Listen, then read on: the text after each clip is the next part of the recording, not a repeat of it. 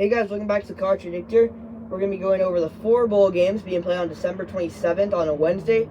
The first game is the Military Bowl between Virginia Tech and Tulane. Now Tulane, they should be in the Fiesta Bowl. All they had to do was beat SMU and they would have been there, but unfortunately they could not win the AAC championship. Therefore, they're landed in a mid-of-the-table bowl game. And speaking of not good for Tulane, a lot of their key players are missing, such as Jaquan Jackson, one of their best wideouts, their best defensive end, Darius Hodges, and their best DB, Jalen Monroe, all preparing for the NFL draft. So that is not what you want to see for Tulane. This is a game where they want to put a lot of young guys in, get experience for next year, since they only have Michael Pratt for one more year after this, so they need to get some guys ready to work for next year. Meanwhile, Virginia Tech, after seeing how they did last year, I did not expect them to make a bowl game. But here they are, 6-6. They did what they had to. So that's good for Virginia Tech. They have been pretty quiet this year. They haven't had big blowout wins or big wins against good teams. So Virginia Tech, I think they're overhyped in this game, because I still think Tulane's a good team. They only lost 2 games, and one of them was to Ole Miss, and the other one was to SMU. Virginia Tech is a 12-point favorite. And since a lot of Tulane players aren't competing, I'm going to take Virginia Tech by 7. Alright, let's go to our next game. The Duke's Mayo Bowl between West Virginia and North Carolina. North Carolina, their best player, superstar quarterback Drake May, will not be playing. That is very unfortunate for Carolina, but that's probably the right decision for Drake May. Going into this year, we had a lot of higher expectations for North Carolina, but then after that loss to Virginia, everything just fell apart for them. They lost to North Carolina State for the 2nd straight year. Not what you want to see if you're a Tar Heel fan. West Virginia has been having a really underrated, solid year, staying at 8-4. Quarterback Garrett Green's been having a great year. They've almost pulled off upsets. They've had good games against the better teams. So I think this game's going to be a shootout. But I think because North Carolina doesn't have Drake May, the odds are not in their favor. Therefore, Virginia Tech is a 6-point favorite. However, North Carolina has a 61% chance to win. And even though they're Drake May-less, I think North Carolina is a better team than West Virginia.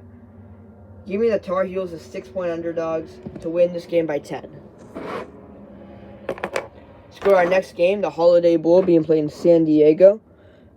Louisville and USC. USC, they have to be the most disappointing team this year.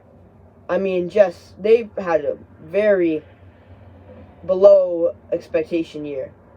I mean, USC, they almost didn't make a bowl game. They're currently sitting at a 7-5 record, and Caleb Williams has not had the best year after he won the Heisman. I do believe that USC will have some players playing in this game, such as Dorian Singer. However, Mario Williams will not be participating, nor will their starting running back. So USC has a lot of their starters declaring for the draft. Meanwhile, Louisville, they don't really have a lot of NFL prospects yet, so most of their players are participating, and therefore Louisville has much better talent in this game. Even though it is a California team and a California game, it's basically a road game for Louisville. Louisville has double-digit wins. They're ranked 15th, and they only lost to Florida State by, I believe, 10 points in the ACC championship. Louisville's offense has looked shaky recently, but their defense has been hot. I expect this to be a low-scoring game with USC's backup quarterback and Louisville's struggling offense. Louisville's a 6.5-point favorite. Give me the Cardinals by 17. And we go to our last game, probably the best one of the day, between Oklahoma State and Texas A&M. Now, Texas A&M, they've had a quietly decent year, 7-5, but with all the money they spent on their football team, that's horrible for them. Oklahoma State, they lost in the Big 12 championship by a lot, and next year, they're probably going to be the favorite in the Big 12 since Texas and OU are leaving. So Oklahoma State, this is a game for them that they want to get their guys ready for next year, where they have a chance to get an automatic playoff bid if they win the Big 12. So this is a game I feel like Oklahoma State needs to try new things out, try different players at different positions, this game should not be a must win, even though if you win, you get to 10 wins. A&M, they've lost to good teams such as LSU, Miami, and Bama.